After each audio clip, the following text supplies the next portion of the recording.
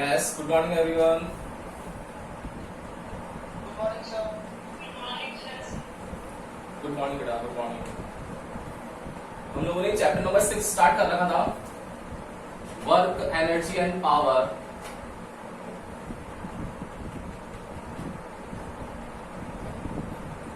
इसमें हम लोगों ने ये तीनों टर्मिनोलॉजी जो है उसके बारे में पढ़ लिया था. वर्क के बारे में पढ़ चुके हैं हम लोग कि वर्क क्या है. देन उसके बाद एनर्जी. एनर्जी में आप लोगों के सिलेबस में ओनली मैकेनिकल एनर्जी है, जिसमें हम लोगों ने kinetic energy and potential energy के डेरिवेशंस किए. देन उसके बाद पावर है. पावर में हम लोगों ने कल देखा था rate of doing work. Okay. Then उसके बाद हम लोगों ने कॉलिजन स्टार्ट किया था बेटा. कॉलिजन में हम लोगों ने देखा था कि कोई भी दो ऑब्जेक्ट्स हो, उनके बीच में अगर म्यूचुअल इंटरेक्शन होता है तो वो जो म्यूचुअल इंटरेक्शन की प्रोसेस है वही कॉलिजन है. फिर देखा था हम लोगों ने कि 3 टाइप्स ऑफ कॉलिजन थे. फर्स्ट वन था परफेक्ट इलास्टिक कॉलिजन, जिसमें क्या हो, ऑब्जेक्ट के लिए मोमेंटम एंड काइनेटिक एनर्जी दोनों जो हो कंजर्व्ड हो. सेकंड था आप लोगों के पास में कि अगर नॉन इलास्टिक और परफेक्टली नॉन इलास्टिक है तो दोनों में डिफरेंस था कि भाई मोमेंटम तो दोनों में सेम रहता है लेकिन काइनेटिक एनर्जी दोनों की डिफरेंट रहती है. फर्स्ट चीज. सेकंड चीज कि नॉन इलास्टिक कॉलिजन में आफ्टर कॉलिजन वेलोसिटीज जो होती है ऑब्जेक्ट्स की वो डिफरेंट होती है, लेकिन परफेक्टली नॉन इलास्टिक में आफ्टर कॉलिजन वेलोसिटी जो होती है वो सेम रहती है. क्लियर है क्या यहां तक?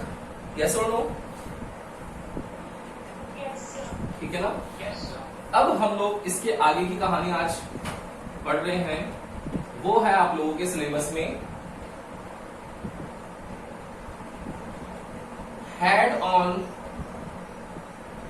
इलास्टिक कॉलिजन बिटवीन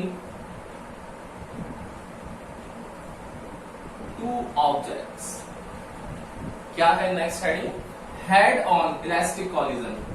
ये वर्ड आप लोगों के लिए इंपॉर्टेंट है और ये डेरिवेशन जो है ये 7 स्टार है. मतलब आप लोगों के एग्जाम में थ्योरेटिकल क्वेश्चन में ये डेरिवेशन पूछा जाता है आप लोगों से. और अभी तक की आप लोगों ने जो चैप्टर्स पढ़ लिए उनमें सबसे बड़ा डेरिवेशन भी है. इजी है काफी. सिंपल सी कैलकुलेशंस होती हैं, वो कैलकुलेशंस आप लोगों को करनी है. मैथमेटिक्स में भी होता है, काफी सिंपल क्वेश्चंस होते हैं लेकिन लेंथी होते हैं. वैसे लेंथी डेरिवेशन लेकिन बहुत इजी है. देखना आप लोगों को मजा आएगा, बहुत इजी है. Head on elastic collision in between two objects. तो कैसे कॉलिजन हो रहा होगा? इलास्टिक कॉलिजन है फर्स्ट चीज. तो इलास्टिक कॉलिजन में हम लोगों को पता है कि मोमेंटम एंड काइनेटिक एनर्जी दोनों ही कांस्टेंट रहती है. पता है हम लोगों को ये चीज. तो बस वहीं से स्टार्ट करना है. क्या करेंगे हम लोग? Let us consider two objects A and B are having initial velocity UA and UB respectively when the initial velocity of object B is lesser than initial velocity of object A, then they will collide with each other and due to mutual interaction after collision velocity becomes VA and VB. Okay. तो initial है UA and UB. दोनों में से ज्यादा कौन है बताओ? यहां पर आप लोग बताओ मुझे कि अगर UB ज्यादा होगा तो बताओ क्या कभी कॉलिजन होगा क्या बेटा? नहीं होगा ना. लेकिन अगर ये UA ज्यादा होगा तो ये क्या होगा? पीछे से आकर के कोलाइड कर देगा इसको. यही तो होगा क्योंकि बोथ ऑब्जेक्ट्स जो है वो सेम डायरेक्शन में मूव कर रहे हैं. तो डेफिनेटली यहां पर ये होना चाहिए. तो यहां पर क्या होगा फिर आफ्टर कॉलिजन वाली कंडीशन में? बताओ VA ज्यादा होगा या VB ज्यादा होगा? आफ्टर कॉलिजन में क्या होगा? VB ज्यादा होगा. Very good. आफ्टर कॉलिजन में VB ज्यादा होगा. क्यों? क्योंकि अगर VB ज्यादा नहीं होगा तो ये सेपरेट हो ही नहीं पाएगा. ये पीछे से आकर के इसको बार बार कोलाइड करता रहेगा अगर VA ज्यादा हुआ तो सेपरेशन चाहिए आफ्टर कॉलिजन. इस वजह से वहां पर VB की वैल्यू जो होगी वो ऑटोमेटिक ज्यादा हो जाएगी आप लोगों के पास. तो देखो वेलोसिटी दी किसको थी आप ज्यादा? UA को. और आप लोगों को बाद में आफ्टर कॉलिजन मिली किसकी ज्यादा है? B की. मतलब क्या हुआ कि अगर आप लोगों के पास में दो ऑब्जेक्ट्स हैं, उसमें जो ऑब्जेक्ट जिसकी velocity initial velocity greater than है वो इलास्टिक कॉलिजन में आफ्टर वाला जो कॉलिजन वाली कंडीशन होगी उसमें उसकी वेलोसिटी कम हो जाएगी। क्लियर? अब हम लोगों को उसका डेरिवेशन करना है। कैसे करेंगे बेटा डेरिवेशन, बताओ मुझे। इलास्टिक कॉलिजन है तो मोमेंटम और काइनेटिक एनर्जी वाली कंडीशन पे चले तो देखना, because we know that in perfectly elastic collision the momentum and kinetic energy of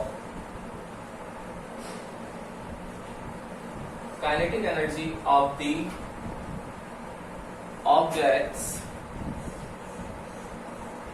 remain same।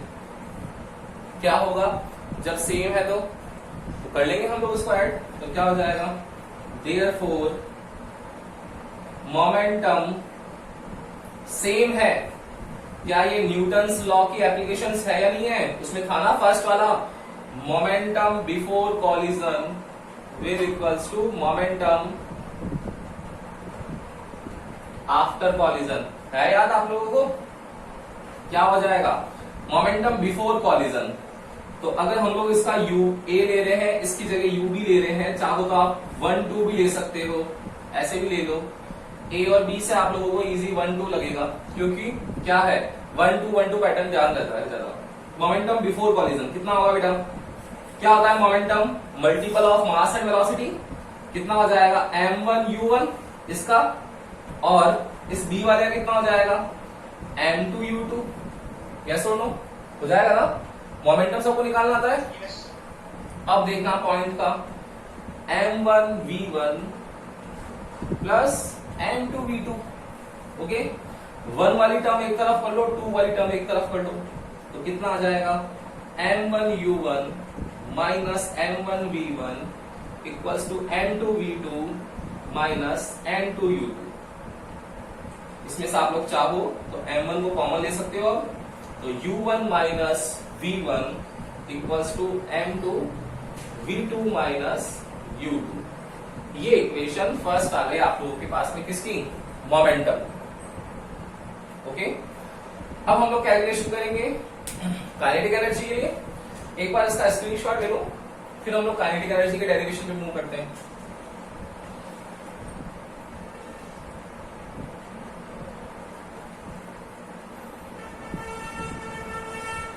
Yes, लिया स्क्रीनशॉट आप लोगों ने? Yes. अब देखना,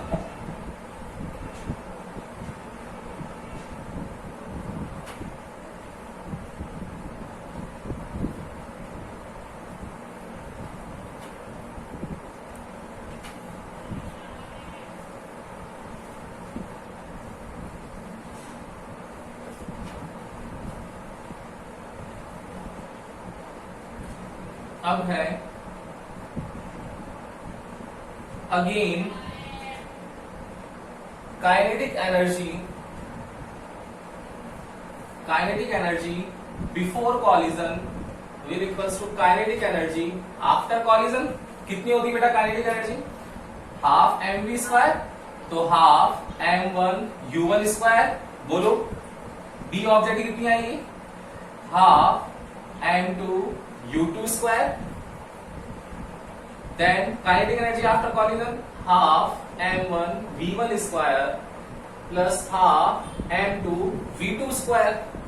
ओके, वही सेम चीज, हाफ कॉमन है तो हम लोग क्या करें, इसको कॉमन लेकर के कट कर दें।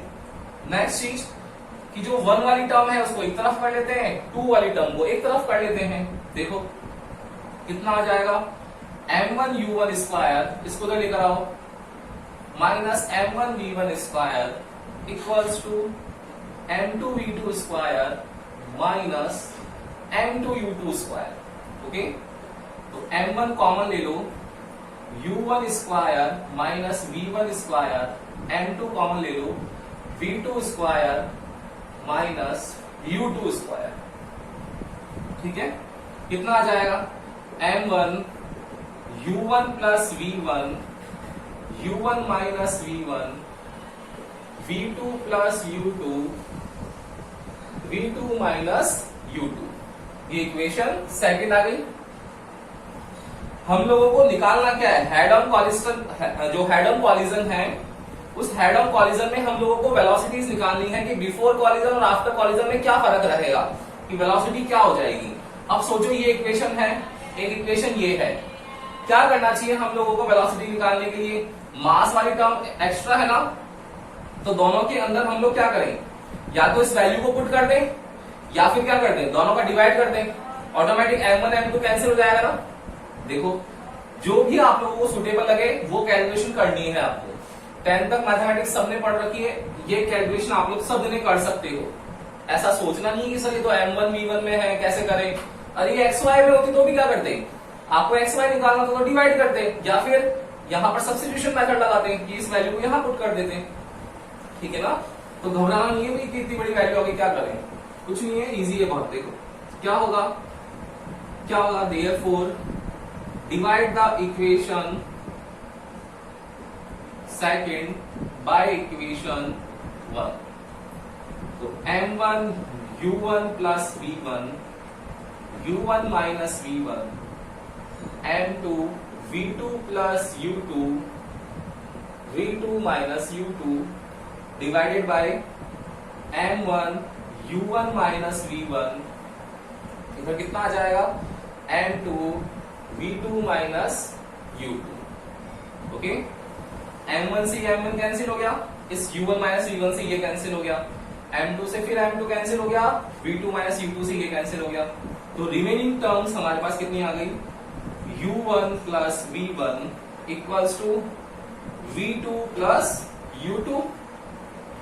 ओके, अब हम लोगों को एक बार v1 निकालना है, एक बार v2 निकालना है, तो क्या आ जाएगा, देयरफॉर v1 कितना आएगा बेटा, v2 plus u2 minus u1, and v2 अगर फाइंड करना हुआ तो v2 कितना आ जाएगा, इसको इधर भेज देंगे, तो u1 plus v1 minus u2, यही तो आएगा।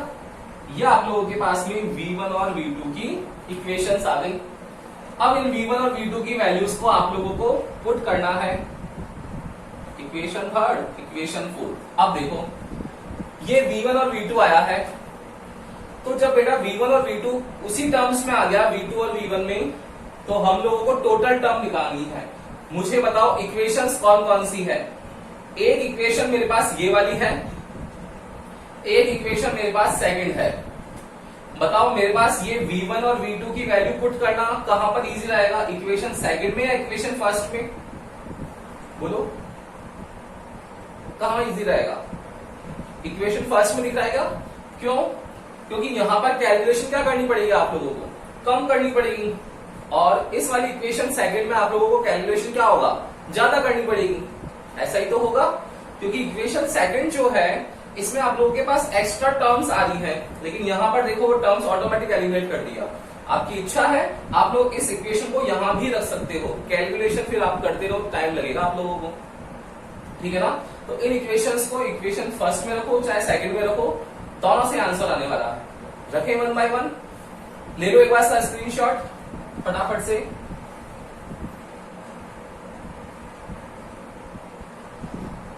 यस, ले लिया screenshot.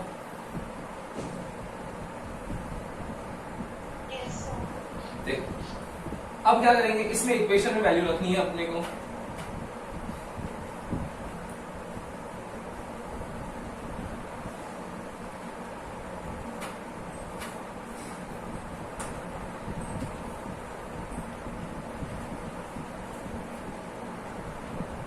Put the value of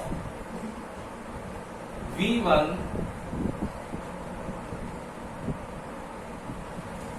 from equation third to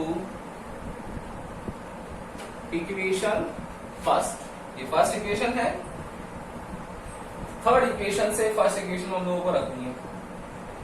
कैसे रखेंगे, क्या इस वैल्यू को रख दें, हम लोग रख सकते हैं। देखो तो क्या हो जाएगा, m1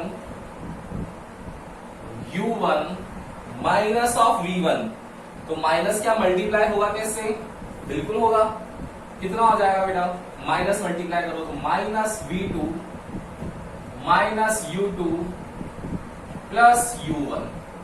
ओके, उधर कितना आएगा, M2 V2 माइनस U2, तो कितना आने वाला है answer, M1 U1 minus M1 V2 minus M1 U2 plus M1 U1 equals to M2 V2 minus M2 U2।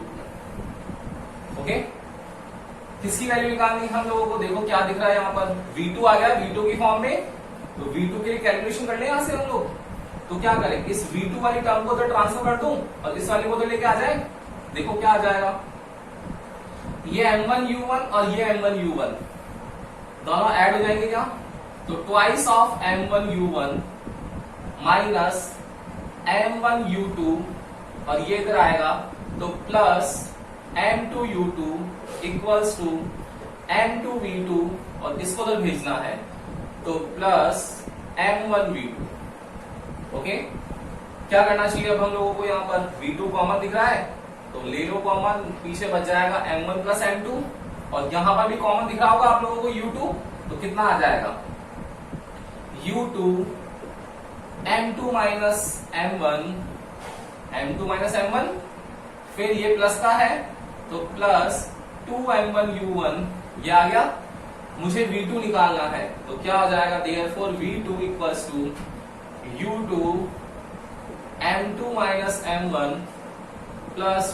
2M1 U1 upon M1 plus M2। ये मेरे पास में V2 की फाइनल वैल्यू आ गई है कि V2 जो है उसमें U2 M2 M1 U1 सब आ गया, ये अपना फाइनल रिजल्ट आ गया।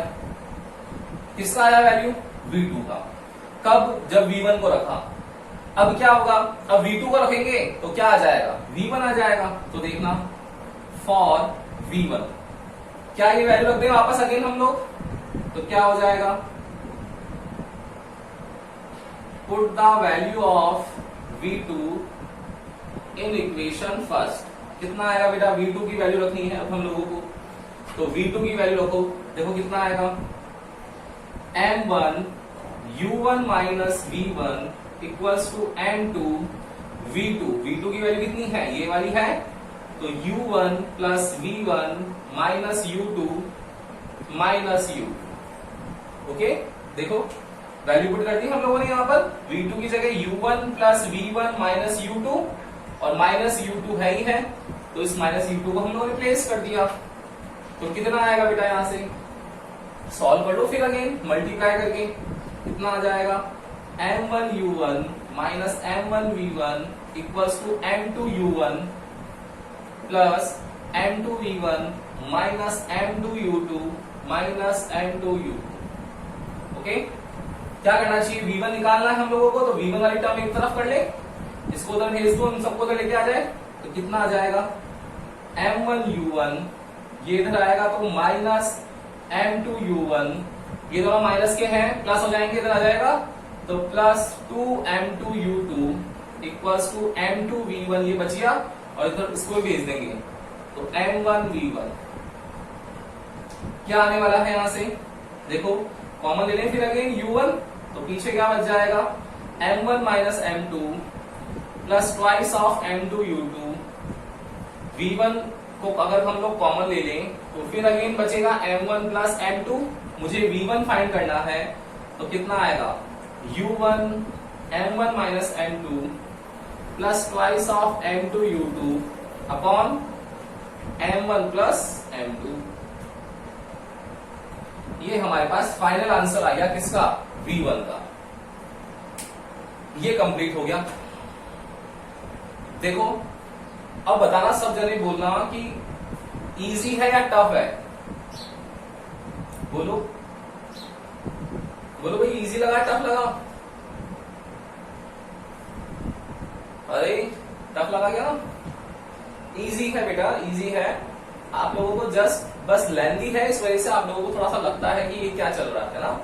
कुछ भी नहीं करना है आपको, सिर्फ और सिर्फ मोमेंटम की इक्वेशन जो 5th चैप्टर में लिखना सीखी थी आप लोगों ने, काइनेटिक एनर्जी की इक्वेशंस वो आप लोगों ने अभी सीखी है। दोनों इक्वेशन से आप लोगों को वैल्यूज को पुट करना है और आंसर निकाल लेना है। अब नेक्स्ट चीज आप लोगों के माइंड में आएगी कि सर ये तो इतना टफ फॉर्मूला है, इतना बड़ा फॉर्मूला, याद कैसे रखें इसको याद रखने की ट्रिक मैं बता दूंगा अभी आप लोगों को, ऑटोमेटिक याद रह जाएगा। आप लोगों के डेरिवेशन, अगर डेरिवेशन नहीं आता एग्जाम में तो आप लोगों का इस पर बेस्ड न्यूमेरिकल, जिसमें आप लोगों को ये वैल्यूज पुट करके आंसर निकालना पड़ेगा, फॉर्मूला पुट करके। तो आप लोग ये 100% मानना, 7 स्टार लगवाया मैंने, इक्वेशन से आएंगे या फिर डेरिवेशन, ठीक है ना। तो इंपॉर्टेंट टॉपिक है, देखना एक बार वापस इसको वीडियो में ले लो इसका स्क्रीनशॉट और फिर मैं शॉर्टली बताता हूं कैसे याद रखना है इसको।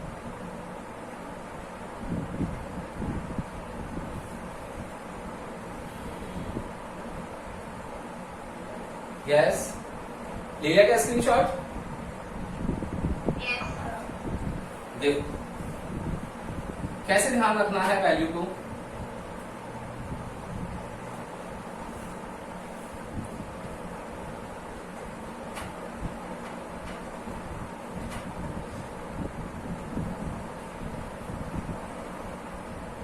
जब भी क्वेश्चन आएगा आपके पास तो इतना लंबा डेरिवेशन तो कर नहीं सकते हो, और इतना बड़ा फॉर्मूला रटने में भी कोई मतलब नहीं है, तो समझ लो इस फॉर्मूले को कैसे लिखना होता है। देखो बेटा, तो आप लोगों को पता पड़ जाएगा कि परफेक्टली इलास्टिक कॉलिजन है। तो आप लोग क्या करो, सबसे पहले दो ऑब्जेक्ट्स बना लो, एक की वेलोसिटी u1, एक की u2, मास m1 m2। क्या होगा, इस जगह पर मास फिर अगेन m1 रहेगा, वेलोसिटी v1, मास m2, फिर v2। आप लोगों को वैल्यू फाइंड करनी है v1 एंड v2 की। क्या करो, सबसे पहले v1 v2 फाइंड करने के लिए क्या करना चाहिए कि डिवाइड के अंदर m1 प्लस m2 जो है वो कॉमन है, दोनों में है, तो दोनों फॉर्मूले के लिए m1 प्लस m2 लिख दो, ठीक है।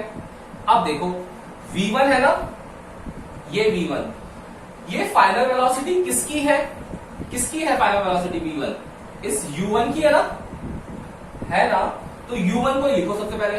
ये देखो u1 लिख लिया, और u1 लिखा ना तो u1 का मास भी ज्यादा होगा, ऐसा अज्यूम कर लो कि u1 लिखा है पहले, तो u1 का मास अज्यूम कर लिया हम लोगों ने m1 माइनस m2, इस फॉर्मूले को लर्न करने के लिए।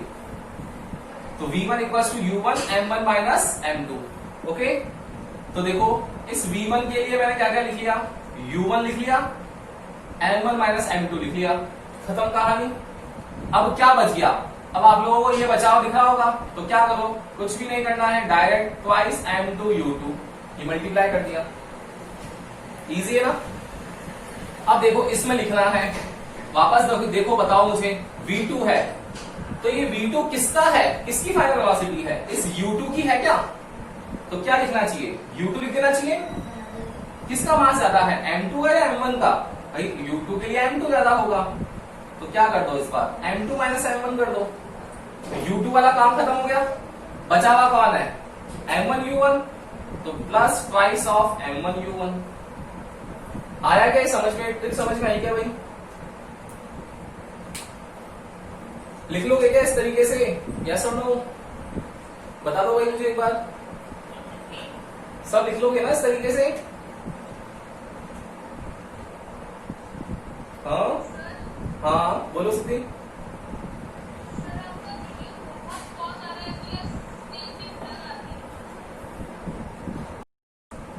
तो अब हम लोग इस हेड ऑन इलास्टिक कॉलिजन के बारे में इसका क्वेश्चन करवा देता हूं आप लोगों को, देखना बेटा। क्वेश्चन फर्स्ट है, if two mass objects 2 kg and 3 kg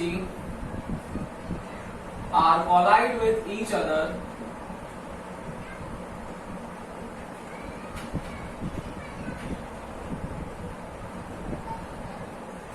with initial velocities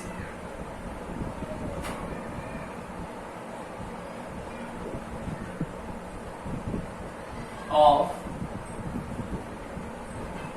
72 km per hour and 30 meter per second, then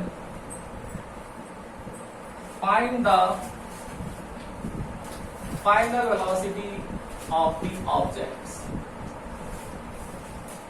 मान लो एक क्वेश्चन आ गया आप लोगों के, बताओ भाई कैसे करोगे? 1 मिनट है आप लोगों के पास, बताओ क्या सॉल्यूशन आने वाला है इसका।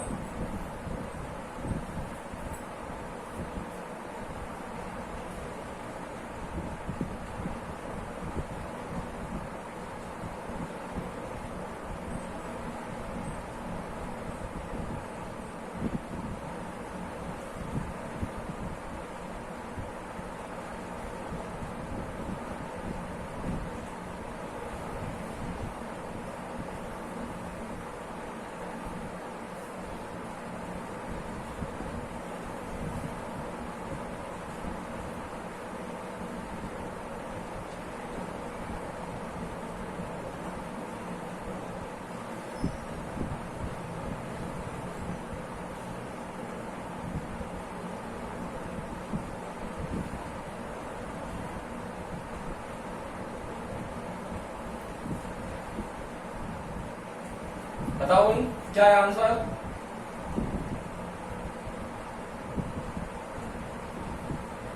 फॉर्मूला याद हुआ क्या? सबसे पहले ये बताओ, फॉर्मूला ध्यान रखना चाहिए भाई।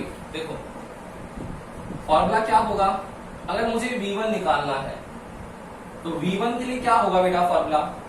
V1 के लिए मैंने बताया था, V1 किसका है? U1 का। तो U1 का मास भी ज्यादा होगा, तो M1 माइनस M2 बच क्या गया? U1 हो गया, तो U2 वाला बच गया, तो twice of M2 U2 upon M1 plus M2। देखो कितना इजी है। अगर मुझे V2 निकालना है तो V2 के लिए पहले कौन ज्यादा होगा? U2। तो U2 और U2 के लिए मास कौन है?